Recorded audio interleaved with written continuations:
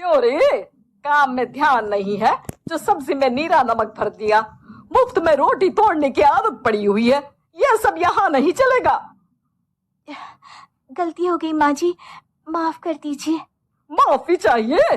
चलो ठीक है, ये नमक भरी सारी सब्जी खत्म कर, कुछ भी फेंकना नहीं चाहिए, मिल जाएगी माफी। सुनैना की शादी कुछ महीनों पहले ही वासु से हुई है, जिसके बाद से उसकी जिंदगी इस नर्क में जल ही रही है। और अब यही सुनैना की आम जिंदगी है, जिसमें उसकी सास हर छोटी बात पर और कभी कभी तो बिना किसी बात के बस उसे परेशान कर खरी खोटी सुनाती ही रहती है। सुनैना, कल मुही कहाँ मरी हुई है, इधर तो आ। सास की आवाज सुन सुनैना भागती हुई उसके पास आती है। क्या हुआ माँ जी? अरे तुझे पता है मेरे पैरों में दर्द रहता है, तो मुझसे बदला लेने के लिए टीवी का रिमोट इतनी दूर रख दिया। अरे मुझे ज्यादा खड़ा कर पैर तुड़वाना चाहती है क्या? आज पूरा दिन तू एक पैर पर काम करेगी, अगर कहीं दूसरा पैर जमीन पर रखा तो मुझसे बुरा कोई नहीं होगा। सास और सुनैना की ये कहानी उसकी ननद सिम्मी बहुत करीब से देख रही होती है, जिस वजह से उसके मन में ससुराल और सास के लिए डर बनने लगता है। इसी तरह दिन बीतते हैं। एक शाम वासु और सुनैना साथ बैठे होते हैं। क्या बात है, तुम दिन पर दिन कमजोर कैसे होती जा रही हो? नहीं तो, आपको ऐसे ही लग रहा होगा, मैं बिल्कुल ठीक हूँ। हो सकता है, पर चलो ध्यान रखना, मुझे कुछ काम है। ऐसा बोल जैसे ही वासु जाता है, तभी सिम्मी वहां आ जाती है। भाभी, आप भाई को माँ के बारे में बता क्यों नहीं देती? वो आपके साथ बहुत गलत करती है। क्या सारे ससुराल वाले ऐसे ही होते हैं? भाभी, मुझे तो शादी नहीं करनी, बहुत डर लगता है मुझे। अरे तुम बेकार ही टेंशन ले रही हो, ऐसा कुछ नहीं है। मुझे पता है तुम्हारा ससुराल बहुत अच्छा है, इसलिए खुशी खुशी ससुराल की तैयारी करो। सिम्मी तो वहां से चली जाती है, लेकिन सुनैना उसकी बातों से सोच में पड़ जाती है। कुछ दिनों बाद सुनैना के मम्मी पापा और भाई उनके घर आते हैं, जिन्हें देख सास हैरान रह जाती है। आप लोग सुनैना से मिलने आए हैं? अरे बहू, देख तो तेरे मम्मी पापा आए हैं। जी नहीं, आज हम यहाँ लड़की नहीं लड़के वाले बनकर आए हैं। हाँ माँ, मैंने ही सिम्मी और शरद के रिश्ते की बात मम्मी पापा से की थी। शरद हमारी सिम्मी के लिए परफेक्ट है। बेटे की बात मानते हुए उसकी माँ रिश्ते के लिए मान जाती है, पर अब सिम्मी के मन में ससुराल का डर और ज्यादा बढ़ जाता है। जैसे यहाँ माँ भाभी पर जुल्म करती है, ये भी पक्का अपनी बेटी का बदला लेने के लिए ही मुझसे शादी कर रहे हैं। इसी सब के बीच देखते ही देखते सिम्मी शरद की शादी हो जाती है और सास के नाम से डरी सहमी सिम्मी ससुराल पहुंच जाती है। जहां पहुंचते ही वो डरते हुए बोलती है, मम्मी जी, मैं अभी पूरे घर का काम कर दूंगी और जॉब भी छोड़ दूंगी। जैसे आप कहोगी मैं सब कुछ वैसे ही करूंगी। अरे इतना डर क्यों रही हो? और अभी घर आई हो, कोई काम करने की जरूरत नहीं। नई शादी है, कुछ दिन आराम करो, घूमो फिरो।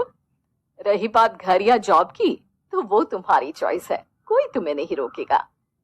सास का ऐसा व्यवहार देख सिम्मी हैरान रह जाती है और अपनी भाभी सुनैना का ससुराल में पहला दिन सोचने लगती है। चलो हो गया कार्यक्रम खत्म, जा वासु आराम कर। बहू, तू अपने काम पर लग जा। काम से मेरा मतलब है घर का काम, क्योंकि अब से तुम इसके अलावा और कोई जॉब वॉब नहीं करोगी। हाँ, क्या हुआ, कहाँ खो गई? लगता है सपनों में ही घूमने लगी। बताती हूँ तुझे अभी। मेरी बेटी का मजाक बनाएगा? सपने में क्यों, असलियत में घुमा कर ला, जा। ससुराल की ऐसी इमेज सिम्मी ने कभी सपने में भी नहीं सोची थी। अपने आप को बहू नहीं, बेटी सुन उसे बहुत हैरानी होती है। लेकिन जैसे जैसे समय बीतता है, तो अब सिम्मी को किसी भी जगह से ज्यादा ससुराल अच्छा लगने लगता है। एक दिन सिम्मी सबसे मिलने मायके आती है, तो अपनी माँ को भाभी पर चिल्लाते हुए देखती है।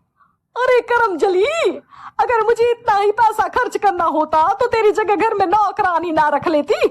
तुझे लेकर आई जिससे नौकरानी का पैसा बचे। पर तू तो उससे भी ज्यादा खर्चा करा रही है। बस माँ, तुम्हें कोई कुछ बोलता नहीं तो हर हद पार करोगी क्या? अगर यही सब मेरी सास करे तो? अरे तो उनकी बेटी को जिंदा गाड़ दूंगी।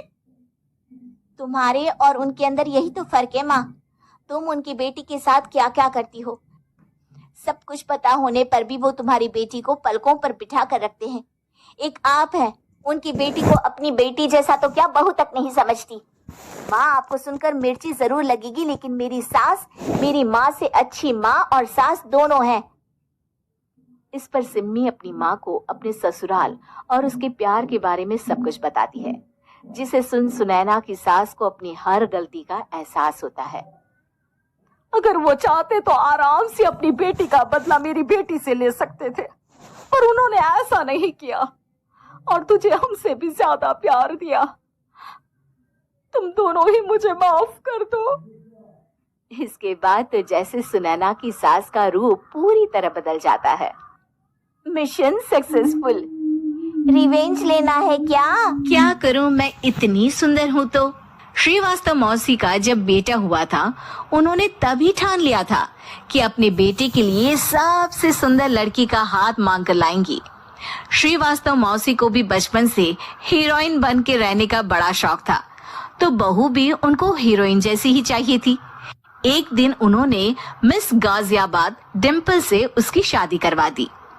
यहाँ बस एक ही दिक्कत थी, डिम्पल को फेस मास्क बनाना तो आता था, पर आटा गूंथना नहीं आता था।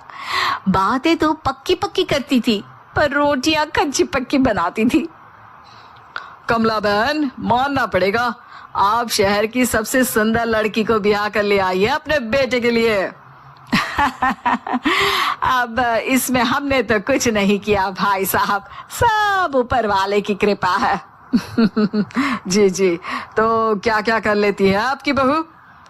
सब कुछ। जाओ बेटा डिम्पल, शर्मा जी के लिए थोड़ा नाश्ता पानी बना लाओ। डिम्पल नजदीक जाकर श्रीवास्तव मौसी के कान में फुसफुसाती है। मम्मी जी, नाश्ता बनाना तो नहीं आता, सिर्फ पानी ले आओ। अरे बेटा, तुझे देखने कितने लोग आए हैं, इन सबको पानी पिलाने का ही इरादा है क्या? सुंदर हूँ इसलिए देखने आए हैं। क्या करूं, मैं इतनी सुंदर हूं तो आप ही बताओ ना, क्या करूं मैं? अरे बेटा, कुछ मत कर, खाना बनाना सीख ले बस। श्रीवास्तव मौसी की लिस्ट में सुंदरता सबसे ऊपर आती थी और उन्हें उसी का फल मिला। उनके बेटे अशोक ने एक दिन माँ से शिकायत की। माँ, कैसी बहू ढूंढ कर लाई हो? मैं शाम को थक हार कर घर लौटता हूँ तो मुझे कहती है, आज पेडिक्योर करना है, करवा दोगे? अरे जबकि दिन भर काम करके पाँव मेरे थके थे। अरे बेटा, ठीक है ना, धीरे धीरे सीख जाएगी। अरे क्या सीख जाएगी माँ, उससे कुछ भी नहीं आता।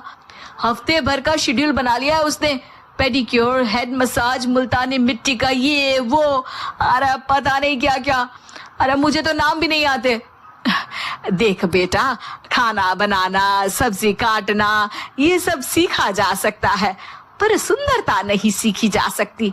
इतनी सुंदर बहू मिली है, फिर भी तू खुश नहीं है, कैसा बेटा है तू? श्रीवास्तव मौसी का मानना था कि समय रहते बहू सब सीख जाएगी, पर मिस गाजियाबाद से शादी कराने के बाद घर का जो नाम हुआ है वो जरूरी है। अरे सबकी बहू खाना बना लेती है, हमारे घर में तो काम वाली दीदी भी है, पर हमारे घर में जितनी सुंदर बहू है ना, उतनी किसी के घर में नहीं।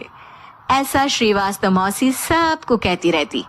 फिर एक दिन वो हो गया जो नहीं होना चाहिए था, डिम्पल को पिंपल हो गया। डिम्पल घर में छुपी बैठी थी, पर ऐसी खबर छिपती कहाँ है। शर्मा जी घर में अपने बेटी की शादी का न्योता देने आए तो उन्होंने पूछ लिया, अरे आज आपकी बहू नहीं दिख रही? हाँ, वो ना थोड़ा काम में बिजी है, आती ही होगी। और इतने में डिम्पल सही में किसी काम से वहां आ जाती है। बस शर्मा जी की नजर पड़ जाती है डिम्पल के पिंपल पर, जो उन्हें चांद पे दाग जैसा लगता है। पूरे शहर में बात फैल जाती है कि डिम्पल को पिंपल हो गया है। ये दिक्कत काफी गंभीर थी और श्रीवास्तव मौसी को पता था कि अगर ऐसा चलता रहा तो उन्होंने जो हासिल किया था सब मिट्टी में मिल जाएगा। उन्होंने फट से डिम्पल को अपने कमरे में बुलाया। अरे बेटा, शर्मा जी के बेटे की शादी 1 हफ्ते में ही है। हमें उससे पहले ही तुझे वापस सुंदर बनाना पड़ेगा। तू बता, तुझे मेकअप के लिए क्या क्या चाहिए? डिम्पल की दी गई लिस्ट का सामान श्रीवास्तव मौसी शाम को ही ले आती है और उसके बाद शुरू होता है डिम्पल का मेकओवर। 1 हफ्ते में सारे क्रीम्स पाउडर टेस्ट हो चुके हैं और डिम्पल और श्रीवास्तव मौसी रेडी हो जाते हैं शर्मा जी के बेटे की शादी के लिए। शादी के दिन डिम्पल बहुत सुंदर लग रही थी। श्रीवास्तव मौसी को उम्मीद थी कि बस आप तो हर जगह वो और डिम्पल ही छाए रहेंगे, चाहे शादी किसी की भी हो। पर जब वो शादी में पहुंचते हैं तो उन्हें बाहर शर्मा जी लोगों का स्वागत करते मिलते हैं। अरे कमला जी, सही समय पर आई हैं। आप ही का इंतजार था। हमने भी हमारे बेटे के लिए मिस अहमदाबाद ढूंढी है। डिम्पल और श्रीवास्तव मौसी दोनों के मुंह खुले के खुले रह जाते हैं शर्मा जी की बहू को देखकर। वो तो डिम्पल से भी ज्यादा सुंदर थी। क्यों, हमने भी अच्छी बहू ढूंढी है ना? हाँ शर्मा जी, बाकी आजकल के जमाने में सुंदरता से क्या होता है भाई। देखो, बूढ़े तो सब होते हैं। मैं तो मानती हूँ कि बस रोटियां गोल बना दे, इससे ज्यादा क्या चाहिए। सुंदरता का क्या है, ढल जाती है, पर गुण वो हमेशा रहते हैं। अरे बाबा, इतना बड़ा ज्ञान आपको कोई गुरु भी नहीं देता जितना बड़ा ज्ञान आपको एक छोटे से पिंपल से मिल गया। अगले दिन जब अशोक डिम्पल से बात कर रहा होता है, कल शादी में मिस अहमदाबाद के बाद सब मिस गाजियाबाद यानी तुमको ही देख रहे थे। क्या करूं, मैं इतनी सुंदर हूं तो आप ही बताओ क्या करूं। क्या करूं मैं तो कहती हूँ कि घर का कोई काम कर या फिर बाहर अपने लिए कोई काम ढूंढ ले। है? क्या कहा माँ जी? हाँ जी, सुंदरता का क्या है।